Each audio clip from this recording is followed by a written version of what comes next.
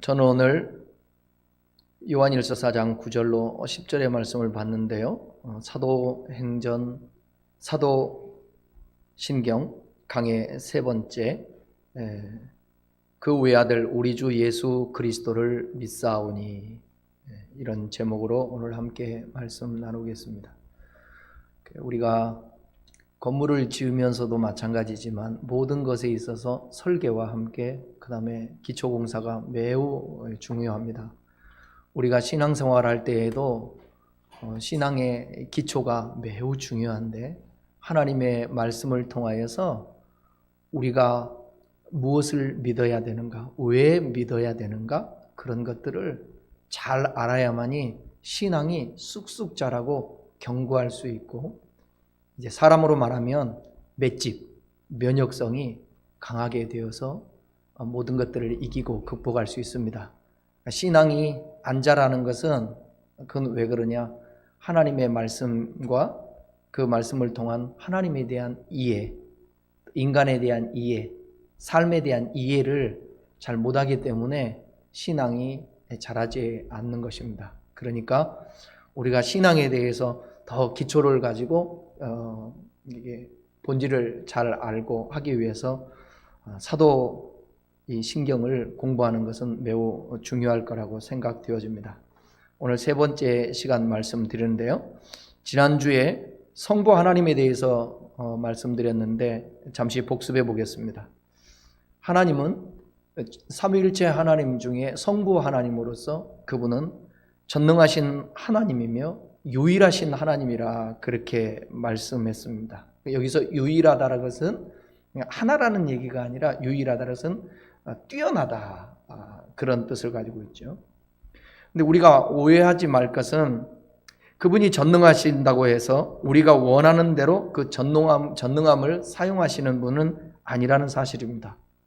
그렇기 때문에 우리는 그분의 뜻을 알고 구해야 그 하나님 아버지의 전능하심이 우리의 삶 속에 발동되어서 우리에게 역사가 일어날 수 있는 것입니다.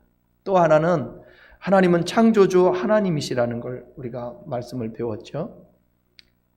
우리가 기억할 것은 이 세상에 존재하는 모든 것은 원인자가 있다라는 것이에요. 존재하는 것은 누군가가 원인자가 있기 때문에 존재한다는데, 모든 것이 존재하는 것은 하나님이 창조했기 때문이라고 우리가 그렇게 믿었습니다.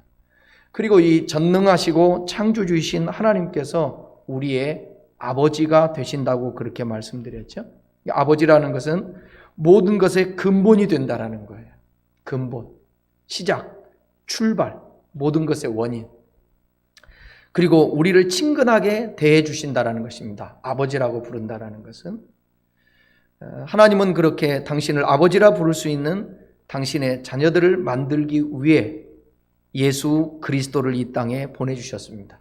그래서 사도신경에서도 그 아버지라는 호칭 바로 뒤에 바로 우리가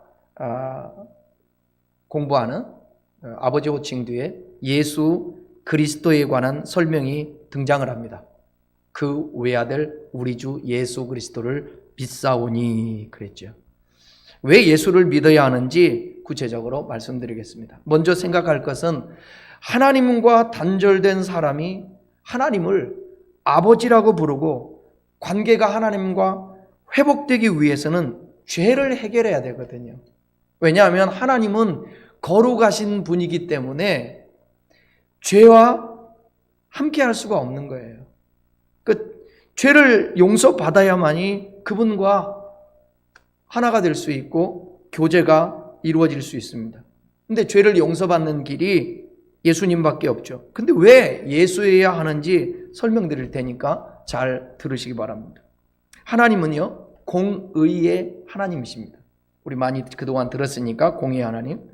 따라서 하나님은 무조건 죄를 용서하시면 안 됩니다. 공의의 하나님이라서. 그건 거룩과 공의라는 하나님의 속성에 위배되는 것이기 때문에 그렇습니다. 하나님은 반드시 인간들의 죄를 벌하셔야 합니다. 왜냐하면 죄의 삭시 사망이라. 죄의 문제는 죄는 반드시 심판을 받아야 되거든요. 벌을 받아야 되거든요.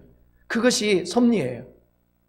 그러므로 만일 하나님께서 인간들에게 죄에 대한 벌을 직접 내리시면 인간은 모두 다 사망으로 멸망할 수밖에 없습니다. 그렇다면 공의의 하나님의 사랑 면에서 인간이 다 멸망되게 되면 하나님은 사랑의 하나님이라고 그랬는데 여기에 대한 질문이 생기겠죠.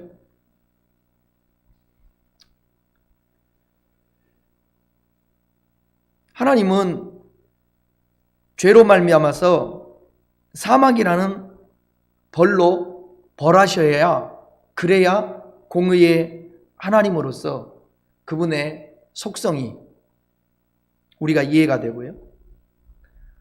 근데 또 벌만 하시면 또 안 되잖아요. 사랑의 하나님이라 그 벌을 용서도 해야 되는 것입니다. 하나님께서 모든 사람의 죄를 전부 짊어질 수 있는 존재는 인간들의 죄를 짊어질 수 있는 존재는 죄인이 죄를 짊어질 수 없잖아요. 죄인을 오직 하나님밖에 없습니다. 그래서 하나님은 성자이신 예수님에게 그 임무를 맡기신 것입니다. 그런데 하나님이신 성자는 인간을 대신할 수 있지만 대표할 수는 없습니다. 대신할 수는 있는데 대표할 수는 없어요. 하나님은 모든 인간의 죄를 대신할 자격은 있으지만 그들을 대표할 수는 없습니다. 왜냐하면 하나님이 죄인이 아니기 때문에. 하나님과 인간은 본질적으로 다르기 때문에 그렇습니다. 소를 대표할 수 있는 존재는 소밖에 없어요. 곰을 대표할 수 있는 존재는 곰밖에 없어요. 소의 대표로 개가 나설 수는 없습니다. 그래서 예수님은 인간을 대표하기 위해 성육신 하셔서 이 땅에 인간으로 내려오셔야만 했던 것입니다. 왜 예수가 오셔야 했는지 이해하셨죠? 육신의 옷을 입고 사람과 같이 되었다 그렇게 말씀했습니다. 그게 빌립보서 2장에 나오는 말씀이죠. 예수님이 인간을 대신해서 벌을 받는 것으로 끝이 나는 것이라면 그냥 저 하늘에서 벌을 받고 끝내셔도 됐을 것입니다. 그런데 예수님은 인간을 대표하셔야 했기 때문에 하나님이 인간을 대표할 수 없지만 죄가 없으시지만 인간의 몸을 입고 이 땅에 오셔서 인간의 죄인의 대표가 되어 십자가에 못 박혀 죽으셔서 인간의 죄를 속해주는 것입니다. 이것을 뭐라고 그러냐면 대속이라고 하는 거죠. 이해할 수 있겠죠? 왜 예수님이어야만 하는가?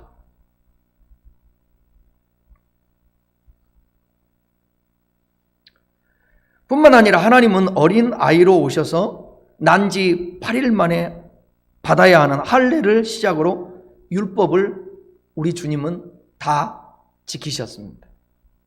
구원은 선악과를 먹지 말라는 명령으로 상징되었던 법, 즉 하나님의 말씀을 모두 지켜낸 자에게 주어지는 것이기 때문에 그렇습니다. 왜 구원이라는 단어가 필요했는가? 아담과 하와가 선악과를 따먹고 하나님의 법을 어겼지 않습니까? 그래서 그것이 죄가 되었잖아요. 그러니까 이 죄를 해결해야 되는 것이요. 예수님은 이 땅에 오셔서 완전히 하나님의 말씀 법을 따라 순종함으로 말미암아 십자가에 죽기까지 순종함으로 말미암아서 아담과 같은 죄를 짓지 아니하고 원래 하나님의 목적대로 예수님은 인간의 옷을 입고 이 땅에 오셔서 율법을 다 지켜 이루었다라는 것입니다.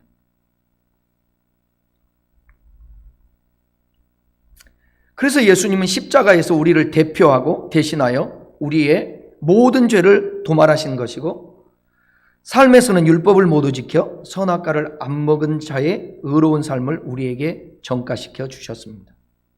그래서 예수님의 삶과 죽음을 통해 우리의 죄 문제와 의의 문제가 모두 다 해결되었다는 거죠.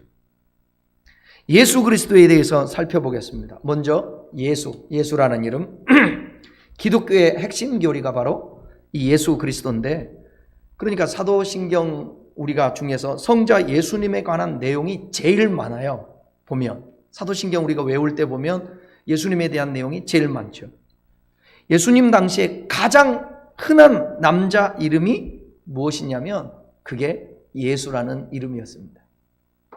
구약시대에 유대인들의 자녀들 중에 이름도 보면 가장 선호했던 이름이 또 예수였어요. 그리고 가장 흔한 여자 이름은 뭐였냐? 마리아였어요. 그래서 성경에도 복음서에 마리아가 많이 나오죠.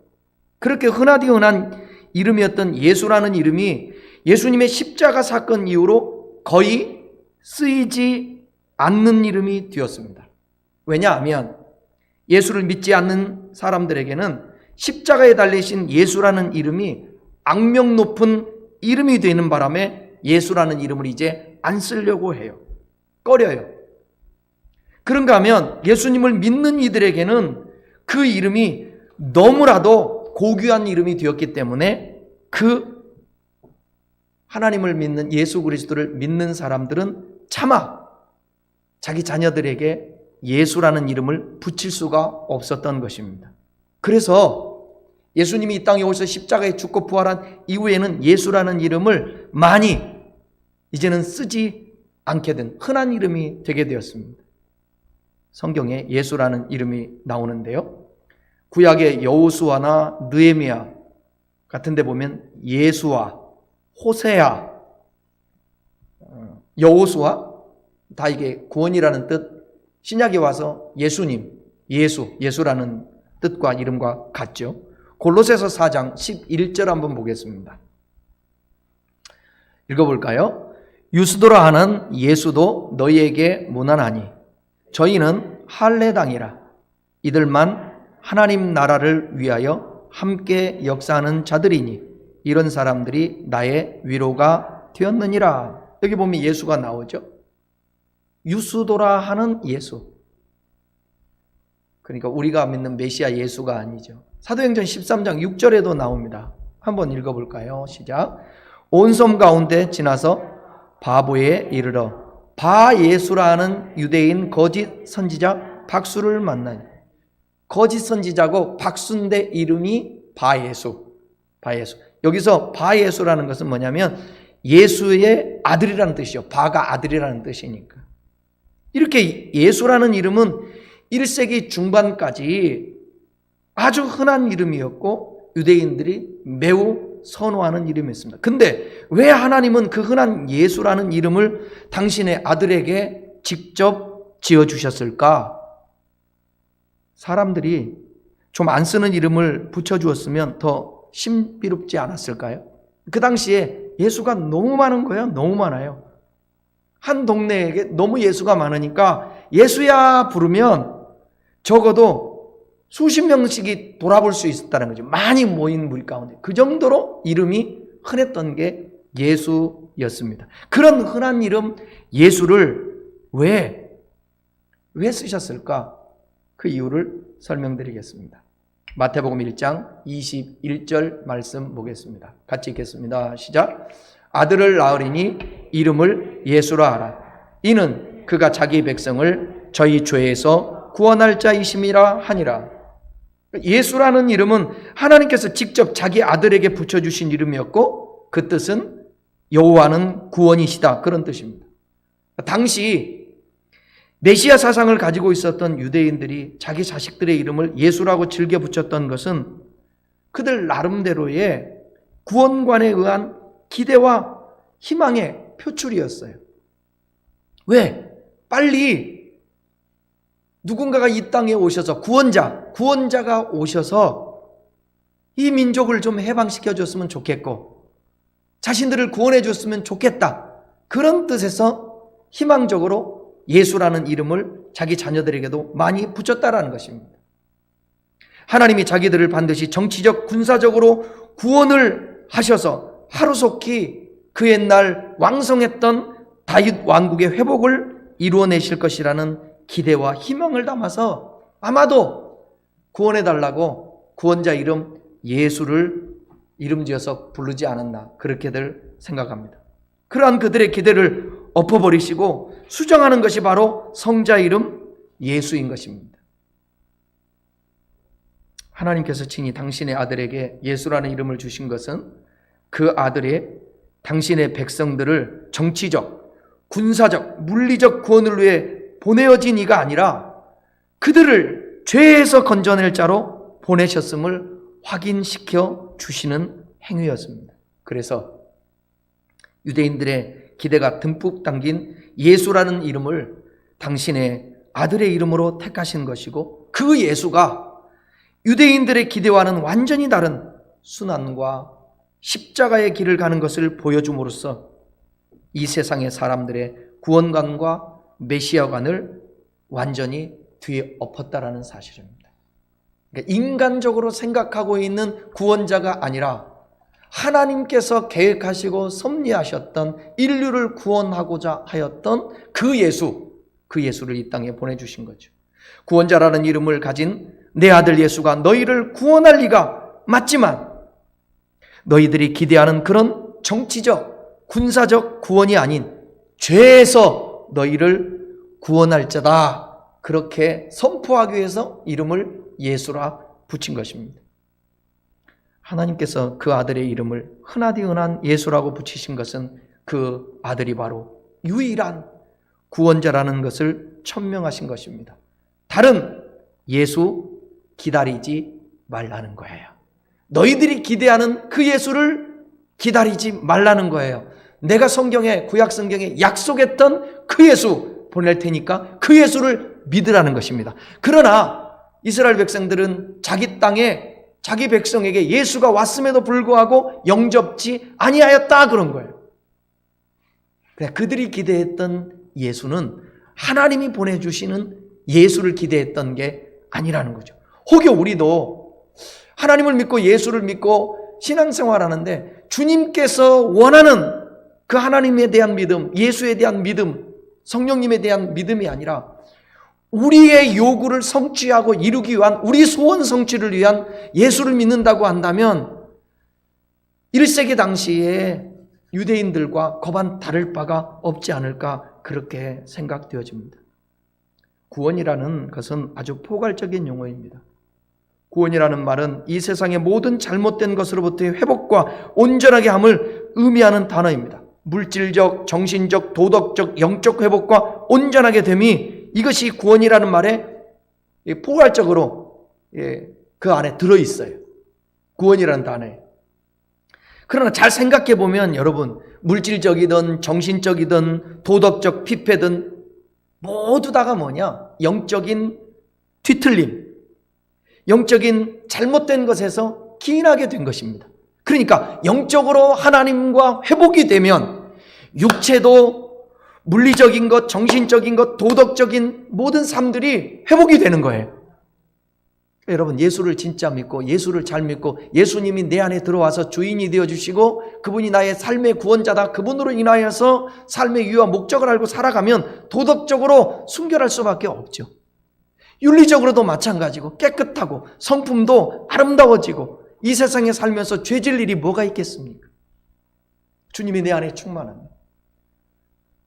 그러니까 우리는 자꾸 이 구원을 육신에서 구원, 질병에서 구원받고 삶의 문제에서 건진받는 구원을 받아야 되고, 당연히 그것도 하나님이 해주신단 말이에요. 그러나 그거보다 더 우선시 되는 게 뭐냐? 우리의 본질적인 영혼이 타락해서 죄로 말미암아 하나님과 분리되고 나눠졌는데, 이제 예수님을 하나님이 보내주셔서 그 예수로 말미암아 우리의 영혼을 구원해 주시겠다는 거예요.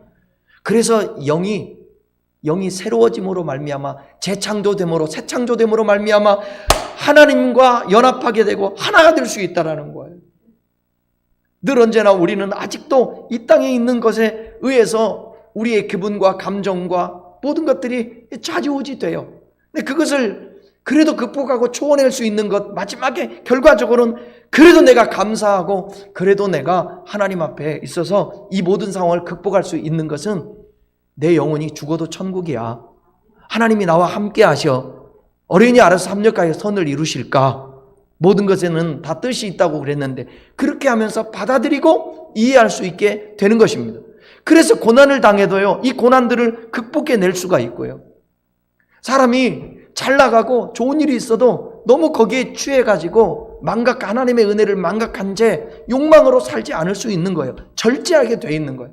그래서 사람이 원만하게 너무 힘들어도 주님 때문에 극복해내고, 너무 좋고 행복하고 그래도 다른 사람을 살피면서 마음을 절제할 줄도 알고 약간 내려놓을 수도 알고, 이 평정심을 가지고 살아가는 거예요. 이것을 구원받은 하나님의 사람들, 예수와 함께하는 사람들, 예수님이 이것을 위해서, 이게 하나님 나라거든요. 이걸 위해서 이 땅에 오셨다라는 사실입니다. 그러니까 모든 것에서 구원은 영적인 면, 즉 하나님과 인간과의 관계의 회복에서만 비롯될 수 있다라는 것입니다. 그래서 성경은 구원을 죄에서 구원이라고 못을 박습니다. 시편 130편 7절 8절 한번 읽어보겠습니다. 같이요. 시작. 이스라엘아, 여호와를 바랄지어다. 여호와께서는 인자하심과 풍성한 구속이 있음이라. 저가 이스라엘을 그 모든 죄에서 구속하리로다. 우리 주님을 두고 말씀하는 거예요. 이거를 시인을 통하여서 예수님 오시기 전에 그 긴 세월 동안 주님께서 말씀해낸 거예요. 하나님께서 이 땅의 구원자 예수 그리스도께서 오셔서 모든 죄에서 구속할 것이다. 이렇게 구원은 죄와 밀접한 관련이 있는 우리가 단어인 것을 알 수 있고요.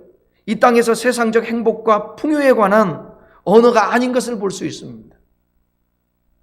먼저 항상 기억할 것, 우리의 영혼 하나님과 회복되어 그분과 함께 하심, 이게 구원이라는 것을 우리가 전제로 알아야 되는 것입니다. 이 땅의 어떤 행복과 풍요로움, 그것은 두 번째고 세 번째죠.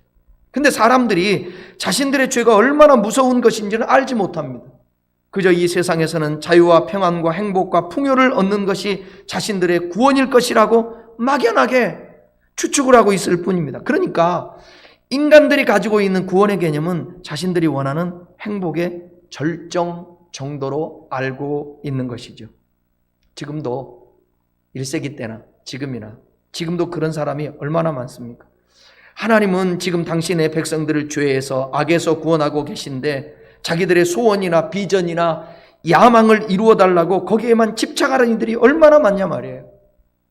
자기들이 원하는 것을 주면 구원은 알아서 챙기겠다라는 심사 아니겠습니까? 하나님은 그들의 그 잘못된 생각을 깨고 우리에게 들어오시는 것입니다.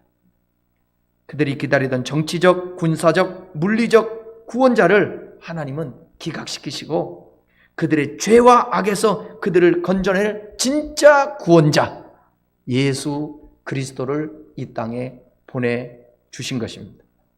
하나님께서 왜 저와 여러분의 소원을 그렇게 잘 안 들어주시는지 아십니까, 여러분? 하나님은 재앙이 아니라 생명과 평화를 주시고 우리에게 좋은 것 주시는, 원하시는 하나님인데 그럼에도 불구하고 왜 우리의 소원을 들어주지 않냐 말이에요. 그것은 여러분, 저와 여러분들을 죄에서 건지시려는 그런 하나님의 의도가 있기 때문에 그렇습니다. 하나님께서 왜 때때로 여러분에게 질병을 주시는지 아십니까? 여러분을 죄에서 구원하시기 위해서 그런다라는 거예요. 구원이라는 것은 죄에서 해방을 말하는 겁니다. 그 죄는 하나님의 백성들을 사망으로 끌고 내려가는 무서운 것이기 때문에 아버지이신 하나님은 당신의 자녀들을 그 죄에서 건지기 위해 때로는 가난과 질병과 사건과 사고 등을 때때로 허락하여 주신다라는 거예요. 우리가 신약 성경에도 보게 되면 인간의 어떤 질병, 그 연약함으로 인하여서 하나님 앞에 나아가는 자들이 되게 많잖아요. 그래서 예수님께 갔더니 병든 자가 갔어요. 병 고침 받으러. 근데 너 병이 나았다 그렇게 말씀하지 아니하시고 내 죄 사함을 받았느니라 이렇게 말하지 않습니까? 그러니까 어쩔 때는 우리가 가난과 질병과 공고한 삶으로 인하여서 고민하고 하나님을 찾게 되고 그러면서 하나님의 말씀을 듣게 되고 성경을 배우게 되고 성경을 읽게 되고 거기서 진리를 깨닫는 거예요. 그러니까 그게 복이니까 우리가 생각해 보면 여러분, 우리들에게 벌어지는 모든 일들, 만약에 그것이 죄 때문에 벌어지는 죄의 대가라고 한다면 회개하면 되는 것이고, 네? 하나님이 훈련하고 하나님을 계시하기 위해서 준 것이라면 그것을 통하여서 우리가 더 이유를 묻고 기도하면서 하나님에 대해서 알아가고, 그러다 보니까 영적으로 깨어나게 되고 내가 죄인인 것을 알고, 그래서 예수가 필요하고, 그러니까 영적으로 우리가 새로워지면서 새 창조로 되어지고 하나님과 연합하고 하나가 되어 구원한 백성이 될 수 있게 되는 것입니다. 하나님의 자녀들이 이 죄의 무서움과 파괴력을 올바로 깨닫고 거기에서 영원히 벗어나도록 만드는 것, 그게 진짜 복이거든요. 이 땅에서 우리 좀 편하고 행복하고 물질적으로든지 환경적으로 좋은 환경에 살면 참 좋죠. 근데 모르겠어요. 저만 봐도 그런 것 같아요. 조금 편안하고 삶이 좀 어려움이 없고 그러면 긴장의 끈을 놓치게 되고 더 기도하지 않고 하나님께 집중하지 않게 되는 그런 것들이 우리에게 있는 것 같아요. 그래서 하나님이 우리 언제나 이게 긴장할 수 있도록 유지시켜 주는 것 같아요. 그것도 복인 것 같아요. 복인 것. 근데 또 감사한 것은 맨날 우리에게 아프게만 하고 맨날 어렵게만 하고 힘들게만 하지 아니하고, 또 과정 속에서 순간순간 하나님이 보너스도 주시고 하나님을 경험할 수 있도록 해주시고 또 희망도 주시고 은총도 우리에게 주셔서 살만나게도 하고 그러지 않습니까? 때로는 여러분이 예수를 믿으면서도 여러분의 죄에 치를 떠는 일이 생기기도 하는 것입니다. 심지어 세상에서 여러분의 죄를 폭로시켜 버리시기도 합니다. 그래, 때로는 창피를 당하기도 하고요. 사람들에게 그런 얘기 들어요. 저 사람 예수 믿는 사람 맞나? 그런 소리 들을 때에 우리 스스로가 자괴감도 들고 몸부림치기도 하고, 그러면 자기 자신을 돌아보게 되죠. 내가 이거 진짜 신앙생활로 예수 제대로 믿는 건 맞나? 막 사람들에게 폭로당하니까 뭐 예수 믿는 사람이 저래. 욕심 부릴 거 다 부리고 시기 질투하고 혈기 부리고 하고 싶은 말 다 하고, 그렇게 살면 예수 믿는 사람들이 왜 저럴까? 그럼 그 소리를 들으면 이 죄가 폭로된 거잖아요. 그걸 또 집에 와서 돌아보면 또 조용한 시간에 묵상하고 하나님 말씀 앞에 서면 내가 이거밖에 안 되는구나. 그래서 내가 필요한 게 예수지. 의에 줄이고 목말라 하는 거예요. 그래서 심정이 가난해지는 거예요. 그러다 보니까 하늘의 복, 하나님 나라가 주어지고 애통하다 보니까 주님의 위로를 받고 그렇게 되는 겁니다. 왜 우리의 허물을 하나님은 안 가려주시고 우리가 죄 짓는 것을 안 말려주시죠? 우리 하나님이 아버지시니까요. 아버지는 자식이 죄 짓는 것을 말려주셔야 하는 것 아닙니까? 네, 맞습니다. 그러나 강제로 그렇게 만드시지 아니하시고 자발적으로 죄에서 떠나도록 만드시기 위해서 그런 일을 허락한다라는 것입니다. 그러니까 여러분, 아버지가 아들이 유산 물려달라고 하고 그 유산 가지고 먼데 갈 때에 아버지는 몰랐을까요? 알았죠. 나가서 분명히 쟤는 타락하고 재산 다 말아먹을 것이다. 몰랐겠습니까? 알았겠죠. 그럼에도 불구하고 허용하시는 거예요. 내버려 두는 것입니다. 그리고 당해보고 실패하고 아버지를 생각하고 아버지에게 돌아오는 거예요. 진짜 사랑하는 아버지는 이런 방법을 쓴다는 것입니다. 하나님이 우리가 철저하게 죄에 폭로당하게 내버려 두세요. 그래서 그 폭로된 죄 앞에서 우리가 내가 이렇게 죄인이구나. 이렇게 살면 안 되지. 주님, 나를 용서하시고 주님이 필요합니다. 내 안에 들어오시고 나와 함께 해주십시오. 이렇게 되는 것입니다. 예수는 오늘날의 교회가 원하는 이 세상에 힘을 주러 오신 분이 아니라 당신들의 백성의 죄를 해결하시고 구원하시러 오신 분입니다. 그래서 하나님은 그들을 그토록 오매불망 구원자를 기다리며 애용했던 예수라는 이름을 당신의 아들 그 이름으로 삼았던 것입니다. 사도행전 4장 보면 그 예수라는 이름 안에 담겨있는 하나님의 메시지가 선명하게 담겨 있는데 우리 한번 사도행전 4장 12절을 같이 한번 읽겠습니다. 시작. 다른 이로서는 구원을 얻을 수 없나니 천하 인간의 구원을 얻을 만한 다른 이름을 우리에게 주신 일이 없음이라 하더라. 천하 어떤 누구에게도 어떤 이름에게도 구원받을 만한 이름을 주시지 않고 하나님께서 친히 정하신 그 예수, 인간들이 기대했던 예수가 아니라 하나님이 섭리하고 계획했던 구약에서 그토록 말씀하셨던 예수를 이 땅에 보내주셔서 그 예수를 십자가에 죽게 허용하시고 부활시켜서 인류를 누구든지 저를 믿는 자마다 멸망치 않고 영생을 얻게 하여 주신 것입니다. 하나님께서 당신의 아들에게 예수라는 이름을 주신 이유가 나오잖아요. 아까 읽었던 말씀에 천하 인간에게 하늘 아래 모든 인간들에게 구원자는 예수 하나라는 것을 천명한 겁니다. 그리스도에 대해서 말씀드리겠습니다. 그리스도는 헬라어로 기름 부음을 받은 자 그런 뜻인데 히브리어로는 메시아라고 그러죠. 메시아, 그리스도 같은 말이에요. 메시아는 유대 민족이 고대하던 구세주입니다. 특히 그들이 고난 가운데 있을 때 이 메시아에 대한 기대는 절정에 달했습니다. 로마 통치 아래서 얼마나 그들이 힘들었겠었어요. 그러니까 메시아를 갖다가 기대하고 있었습니다. 그들은 메시아가 오면 그들이 현재 당하고 있는 개인적인 문제와 사회적 문제가 다 해결될 거라고 기대했습니다. 그가 오심으로 새 역사가 시작될 거라고 기대했습니다. 지금도 유대인들이 그러고 있어요. 지금도. 제가 얼마 전에 말씀드렸던 유대인들이 여러분 혹시 유튜브에서 유대인들 찬양 이게 한번 검색해 보면 유대인들이 찬양하는데 얼마나 머리에 모자를 있잖아요. 이게 쓰고 옷을 깔끔하게 입고 얼마나 간절과 열정적으로 찬양하는지 몰라요. 하나님에 대해서. 근데 공통점이 뭐냐? 제가 여러 찬송을 들었는데 그 찬송과 가사 가운데 우리는 찬송을 부를 때에 가사에 거의 예수가 나오잖아요. 그리스도가 나오잖아요.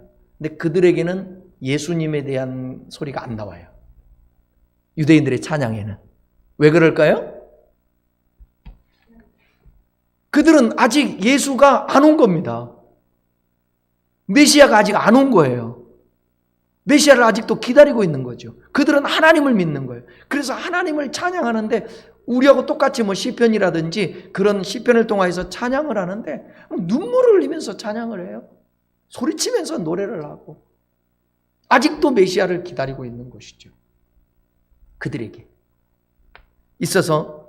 근데 그 예수님은 이 땅에 그리스도로 메시아로 이미 오셨다라는 거예요. 그들이 영접하지 않은 거예요. 이미 하나님께서 기름 부어 주셔서 이 세상에 메시아로 보내주셨는데도 불구하고 그리스도인이란 그리스도 우리 그리스도인은 예수님이 그리스도잖아요. 근데 우리는 예수님을 믿으니까 그리스도인이라고 그러는데 그리스도인이란 예수 그리스도를 구주로 고백하며 그분과 함께 동행하는 삶을 사는 사람들을 그리스도인이라고 하는 것입니다. 그러니까 유대인들에게는 그리스도인이라고 할 수 있어요, 없어요? 그들에게는 유대교를 믿는 사람들은 그리스도인이라고 말할 수가 없어요. 예수님을 안 믿으니까. 기독교 신앙에서 그리스도인이라는 말은 그리스도 안에서 새 삶, 새 운명, 새 목표, 새 의미, 새 가치, 새 창조, 그것을 지니고 그리스도의 사역에 참여하는 사람들, 그 사람들을 그리스도인이라고 말하는 것입니다. 그러니까 메시아 그리스도이신 그분이 이 땅에 오셨는데, 구원자로 오셨는데, 예수 그리스도로 오셨는데 그분을 우리가 진짜로 영접하고 그분을 믿는다면 우리는 새로운 삶을 살 수밖에 없어요.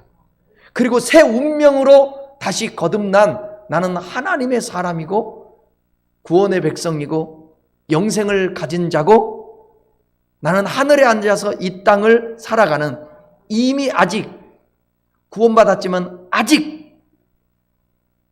하나님 나라 예, 속해 있지만 그 어딘가 아직 가지 않은, 완성되지 않는 그 과정 속에 우리가 있는 것입니다.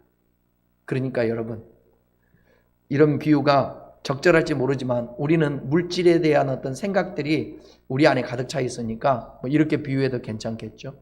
우리가 살아가면서 여러분, 뭐 예를 든다면 적금을 들어놨는데 적금을 매달 얼마씩 들었다가 적금 타는 날이 정해진 거예요.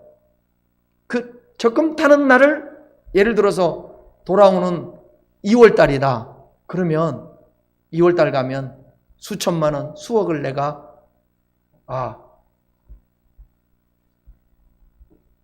돈을 갖다가 이게 받을 수 있을 거야.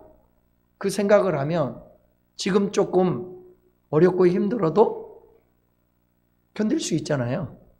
그때 왜 적금 들은 거 찾으니까. 어쩌면 우리 한국교회 초대교회 믿음의 사람들도 그랬고 성경에 나오는 초대교회, 특별히 계시록에 등장하는 믿음의 사람들이 그 견딜 수 있었던 게 뭐냐? 짐승의 표를 받지 않고 이마에 손목에 표를 받지 않고 짐승의 표를 받지 않고 성령의 인침을 받아서 죽음을 각오하고 짐승의 표 받는 것을 거부했던 이유가 뭐냐? 지금 당장은 고통스럽다 할지라도 내 목숨 끊어지면 바로 이 땅에서 상상할 수 없는 곡하는 것이나 앓는 것이나 이별이나 슬픔이나 탄식이 없는 하나님의 나라가 우리에게 주어진다라는 그 사실을 그들이 믿었기 때문에 그 고난을 감수할 수 있었던 것입니다. 저와 여러분이 이 땅에 사는 날 동안에 모순되고 되게 왜 이 세상이 이래야 될까? 왜 이 고통 가운데 살아야 될까? 그런 일들이 많이 벌어지지만 여기가 영원한 삶이 아니거든요.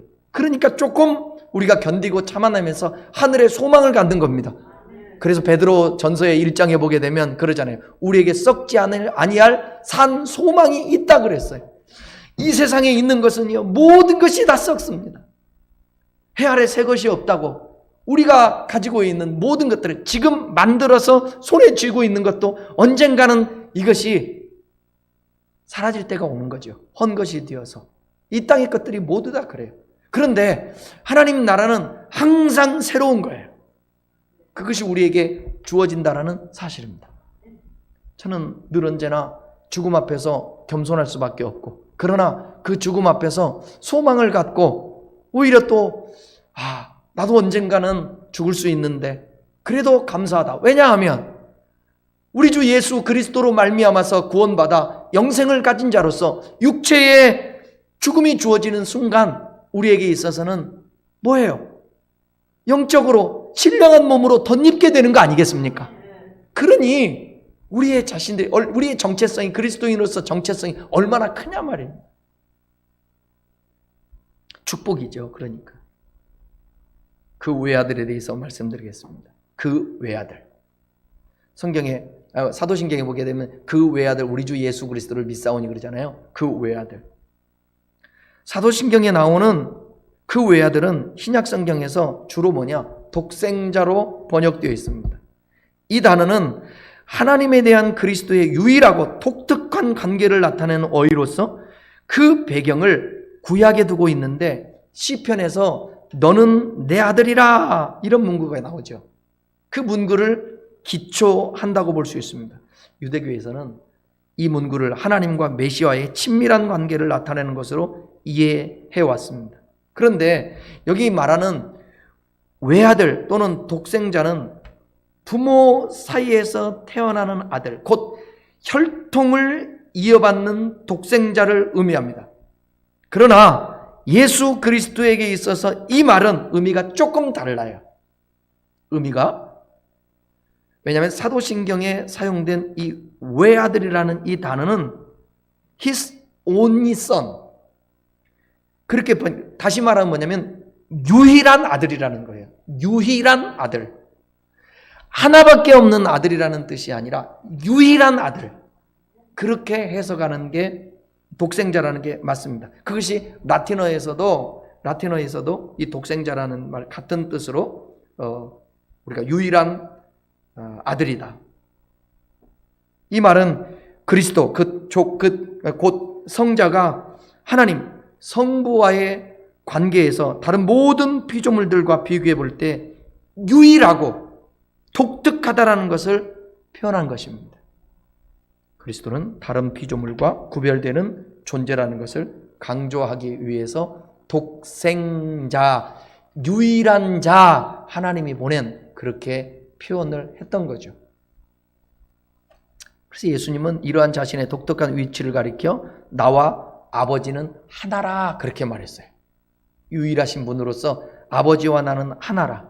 예수님과 하나님 아버지 사이의 의지, 행동, 본질이 일치돼. 그래서 삼위일체 중에서 하나님, 성부 하나님과 성자 예수님이 하나님으로서 동등하다고 그렇게 우리가 삼위일체 이해하고 있잖아요. 그는 하나님 안에 있고 아버지는 그 안에 있습니다. 그는 본질상 하나님과 동등입니다. 그런 점에서 그는 누구와도 비교할 수 없는 유일한 자, 그런 뜻에서 독생자라는 것입니다. 그럼에도 불구하고 예수 그리스도는 하나님과 같이 되려고 하지 않으시고 스스로 종의 모습으로 오셨다라는 것이에요. 이것이 인간을 대표해서 그 죄값을 받아야 되기 때문에 하나님이신 그분이 이 땅에 이렇게 육신의 옷을 입고 오신 것입니다. 그 결과 하나님과 인간 사이에 화해가 이루어진 것입니다. 예수님이 대속물이 되어서, 예수님은 우리를 종이 아니라 이제는 뭐라고? 형제라고 부르고요. 성경에서는 예수님을 맏형이라고 그렇게 표현하기도 합니다. 그래서 우리는 이제는 하나님을 뭐라고 부르느냐? 아버지라 부를 수 있는 것이에요. 누구 때문에? 예수님 때문에 하나님을 아버지라 부를 수 있는 것입니다. 그러니까 하나님을 아버지라고 부르는 우리 모든 공동체는 뭐예요? 하나님의 자녀가 되어 우리는 형제 자매가 되는 겁니다. 초대교회 때에 성도여 장로님, 집사님 이렇게 부르기보다 형제 자매라고 부른 이유가 그런 뜻도 있다라는 것입니다. 그러니 이런 예수 그리스도의 피값으로 말미암아 하나님을 아버지라고 부르게 된 사람들이 공동체를 이룬 교회가 분열된다? 서로 싸운다? 미워한다? 이거는 오늘 말씀에 비춰보면 진짜 예수 그리스도를 믿는 사람들이 아니죠. 진짜 하나님의 의도와 하나님의 섭리 속에서 그 뜻에서 오신 예수를 믿는다고 한다면 그 예수님 때문에 하나님을 여러분도 아버지라 부르고 나도 아버지라 부르니 여러분과 저는 그리스도 안에서 한 형제 자매인 거예요. 이거를 교회론에서는 뭐냐? 예수님이 머리가 되고 우리는 그의 지체가 된다라는 것입니다. 그러니까 내 옆에 있는 형제가 아프면 나도 아픈 거죠. 나도 아픈 거예요. 제가 목회 25년 하면서 우리 장례식은 많이 제가 집례도 하고 그랬는데 정작 우리 교인, 우리 등록되어서 우리 교인으로서 세상을 떠난 사람은 많지가 않은데 그분 중에 하나가 김정임 집사님이 며칠 전에 주님의 부르심을 받았는데 제가 장례 기간 동안에 마음이 참 묘하더라고요. 그리고 마음이 아프고 힘들더라고요. 그래도 함께했던, 그래도 같이 기도하고 신앙생활했던 우리 집사님인데 천국은 가셨지만 함께했던 분과 이게 이별을 하는 것들이 그런 어떤 묘한 기분이 있더라고요. 그리스도 안에서 만났기 때문에 그러지 않을까요? 제가 길 가는 사람 누구 때문에 그럴 수 있겠어요? 아니죠. 주님이 이렇게 공동체 안에서 자녀 되게 하고 형제자매 되게 했기 때문에 그렇지 않겠습니까? 그러니까 지체는 새끼손가락이 될 수도 있고요. 그 다음에 이게 팔목이 될 수도 있잖아요. 새끼손가락 하나만 아파도 이 팔뚝도 같이 아픈 거예요. 같이. 모두 다가. 이게 예수님을 그리스도로 믿는 하나님의 사람들, 독생자 때문에 유일하신 하나님이 이 땅에 오셔서 우리의 인간들을 대표해서 죽으신 예수님 때문에 하나님 관계가 회복되어 우리가 하나님의 자녀가 됐기 때문에. 그 다음에 마지막으로는 우리가 그러잖아요. 그 외아들 우리 주 예수 그리스도를 믿사오니 주라고 그러잖아요. 주. 근데 우리 주라고 그러잖아요. 우리 주. 반복하지만 나 개인 하나만이 아니라 예수님을 믿으면 이제는 우리가 된 거예요. 우리 주. 예수 그리스도는 나의 구주이자 우리 모두의 구주라는 것입니다. 그렇게 고백해야 된다는 거예요. 그렇게 공동체가 고백하는 교회를 하나님은 음부의 권세가 이기지 못하게 한다는 거죠. 여기서 우리는 놀라운 사실을 깨달아야 합니다. 비록 우리 모두가 서 있는 자리는 다 다르다 할지라도, 예배드리는 장소는 다르다 할지라도, 만일 예수 그리스도를 우리 주로 고백한다면, 그렇게 고백하고 나간다면 결국 우리는 하나로 만날 수 있을 것입니다. 주님의 나라에서 하나로 만날 수 있어요.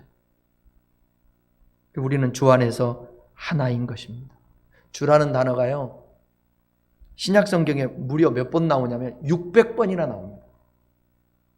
600번이 주라는 단어가 나옵니다. 주라는 이 말의 뜻은 뭐냐? 소유주라는 의미가 있어요. 소유주. 종들이 주인을 부를 때 주 그렇게 부르습니다. 나의 소유주여 이렇게 부르는 거죠. 근데 사도신경에서 나오는 주라는 말은 이런 보편적인 뜻으로 사용된 것 이상입니다. 예수 그리스도 우리 주시라고 고백할 때에 그것은 예수 그리스도가 우리의 몸, 우리의 마음, 우리의 영혼, 그 모든 것의 소유자일 뿐만 아니라 이 세상의 만물들도 하나님이 창조하신 하나님의 것으로서 주님이 소유자가 되시는 것입니다. 그러니까 환경 파괴도 이것도 죄인 거예요. 예수님을 주로 모시는 사람은 환경을 파괴하면 안 되는 겁니다. 그러니까 우리가 최소한 할 수 있는 것, 가정에서도 분리수거 같은 경우도 정확하게 잘하는 것, 이것이 진짜 만물의 주가 되신 하나님을 섬기는 사람들의 자세인 것입니다. 그리스도인은 현재와 미래에서 오직 그분만이 역사와 삶의 주인이심을 고백하는 사람들입니다. 이 사람들이 그리스도인인 거예요. 그리스도인들에게 주인은 오직 예수님밖에 없습니다. 그래서 그분을 나의 주로 고백하는 것입니다. 기독교 역사를 돌이켜보면 예수 그리스도를 나의 주로 고백하는 것으로 인해서 많은 우리의 믿음의 선배들이 고통을 당했습니다. 그들은 예수 그리스도가 아닌 다른 대상을 주로 고백하도록 강요당하기도 하고요. 채찍에 맞고 옥에 갇히기도 하고 사자굴에 던지기도 하고 십자가에 달리기도 했습니다. 이와 같이 주에 대한 그리스도인의 고백은 환경을 초월했습니다. 그래서 그리스도인들은 역사 안에서 다른 대상을 주로 고백하는 일을 모두 배격했던 것입니다. 우리도 살아가면서 우리에게 있어서 주는 오직 그리스도이십니다. 살아계신 하나님의 아들 예수 그분이십니다. 그러니까 우리에게서 주인 노릇하려고 하는 모든 것들을 배격해야 돼요. 근데 제가 살아가면서 제일 주님을 주로 고백하는데 방해꾼이 누구냐? 나더라고요. 내가 내 삶의 주인이 되더라. 내 삶의 주인이 주님이신데 모든 것이 내가 주인 되려고 한다는 거예요. 내가 주인이라고 생각하는 순간, 내가 주인 되는 순간 그리스도 예수는 뭐냐? 나의 주가 아니라 뭐냐? 내 문제를 해결해 주는 해결사 정도밖에 되지 않는 것입니다. 그러니까 신앙이 여러분 되게 단순하고 쉬우면서도 되게 어려운 게 바로 그거예요. 왜? 내 문제니까. 내가 포기해버리면 되게 쉽거든요. 근데 나니까 나를 포기할 수가 없는 거예요. 나를 포기하기가 힘든 것입니다. 내 자아를 내려놓기가 힘든 것입니다. 그래서 바울이 얘기하잖아요. 내가 나를 처복종케 함은 나를 자기를 늘 언제나 처복종시킨다는 거예요. 여기 친다라는 말이 자기 눈 밑에를 친다라는 거잖아요. 여기 급수 아닙니까? 권투 선수들이 여기를 치잖아요. 여기. 그러면 여기가 급수라서 이게 그냥 넉다운돼요. 바울이 자신을 그렇게 날마다 때렸다라는 거예요. 처복종시킨 거예요. 이유가 뭐냐? 복음을 이렇게 많은 사람들에게 전했는데 혹시 나중에 내가 버림받을까 두려워서 날마다 자신을 처복종시킨 겁니다. 그렇게 해서 내 자아가 일어나려고 하면 아니야, 내 주인은 주님이야. 그리고 자신을 내려놨다라는 사실입니다. 그러니까 언제나 드러나는 것은 누구였느냐? 그리스도 예수였습니다. 여러분의 감정 컨트롤이 안 된다. 늘 언제나 걱정, 근심, 염려가 가득 찼다. 불안이 가득 찼다. 이게 순간에 있다가 해소가 되지 않는다. 그건 뭐냐면 주님이 나의 주인이 아니라 내가 나의 주인이 됐기 때문에 걱정하는 거예요. 염려하고 불안하고 초조하고 이게 잘 안 되는 거예요.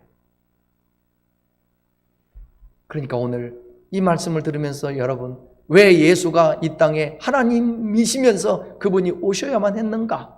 왜 사람처럼 되셔야만 했는가? 우리를 대표해서 죄인처럼 십자가에 죽으면서 그분은 완전하신 분으로서 죄도 범하지 않으면서 인간이 되어 우리를 위해 죽으셔서 부활하셔서 우리 안에 영접되어 계심으로 인하여 이제는 내 안에 계신 주님이 되고 그분이 주인 되어 내 삶을 이끌어갈 것이라는 겁니다. 그러니까 내 안에 주님 계시면 나는 망할 수가 없습니다. 여기서 망한다는 말은 사업이 망하지 않는다, 생이 망하지, 그 뜻이 아니라 주님이 내 안에 계신 이한 내 영혼은 절대로 망할 수가 없습니다. 육체는요, 껍데기일 뿐이에요. 이건 잠시 잠깐이에요. 그러나 우리의 영혼은 영원합니다. 그 영원한데 영원한 삶의 주인이 되셔서 그분이 나를 이끌고 의와 희락과 평강으로 우리를 이끌어갈 것이니 얼마나 축복이에요. 그러니까 우리는 영적으로 개탈 준비하고 오늘 살면 되는 거예요. 개탈 날이 얼마 남지 않았다. 개탈 날이 얼마 남지 않았다. 그죠? 그러니까 잃어버린 거는 잃어버린 대로 잊어야지 어떻게 해요. 거기에 얽매여 있지 말고 이미 당한 것은 당한 것으로 받아들여야지 어떻게 해요. 이미 저와 여러분 그러잖아요. 이제 늙었잖아요. 20대 30대의 그 팽팽한 얼굴들이 아니잖아요. 이제 받아들여야지 어떻게 해요. 나중에 죽음도 가까이 오면 저와 여러분요, 전에도 말씀드렸잖아요. 우리는 살려고 이 세상을 지금 먹고 있는 게 아니라 먹는데 죽어가는 거예요. 점점점 살아내면 죽을 날이 가까워지는 거잖아요. 그런데 반대로 또 생각하면 죽을 날이 육체적으로 가까워지만 우리는 그보다 더 큰 영적인 삶이 우리에게 주어지는 날들이 가까워지는 겁니다. 그래서 장례식을 천국 환송식이라 그렇게 말하는 거죠. 저는 확신합니다. 언젠가는 반드시 우리가 그것을 지금도 느끼지만 나중에 더 크게 느낄 때가 내가 어쩌다가 예수를 믿어서 이러한 복 있는 사람이 되었는가. 너무너무 감사합니다. 그 고백을 할 수 있는 그날이 올 줄 믿습니다. 우리가 죽음의 문턱에서 또 다른 세계가 펼쳐진다라는 생각을 하고 빛이 비춰지고 임하고 그때에 여러분 우리가 죽을 때에 그 황홀함이 있다고 한다면 얼마나 그 좋은 거예요. 근데 예수 믿는 사람들에게 그게 주어진다라는 거예요. 그게 그냥 죽어가는 것이 아니라 우리는 그 희망을 가지고 누구 때문에? 예수 그리스도 때문에 그렇다라는 사실입니다. 예수 그리스도께서 진정 여러분의 주인이신가 질문하고 물어보고 그분이 주인이다면 우리의 말과 표정 속에 감정과 심령 가운데 주인 되신 예수 그리스도께서 살아계셔서 여러분의 삶이 생명과 소망과 사랑의 역사로 풍성해지시기를 간절히 축복합니다. 더 이상 우리는 나 혼자가 아니고 주님이 함께하는 자고 나는 이 세상에 그냥 왔다 가는 존재가 아니라 영생을 가진 하나님 나라를 기업으로 얻을 자이라는 그러한 소속감과 축복의 사람인 것을 스스로 인정을 해야 되는 것입니다. 저는 늘 언제나 인정을 합니다. 나는 목사다. 하나님이 세워주신 목사라는 생각을 합니다. 그러니까 목사답게 또 살려고 하는 모습이 있죠. 여러분들도 마찬가지죠. 나는 그리스도인이다. 내 안에 예수님 계시다. 그것을 인정하고 믿고 그 신분을 인정한다면 여러분에게 신분에 걸맞는 생각, 신분에 걸맞는 삶, 그런 삶이 되어질 줄 믿습니다. 우리 주 예수 그리스도를 믿습니다.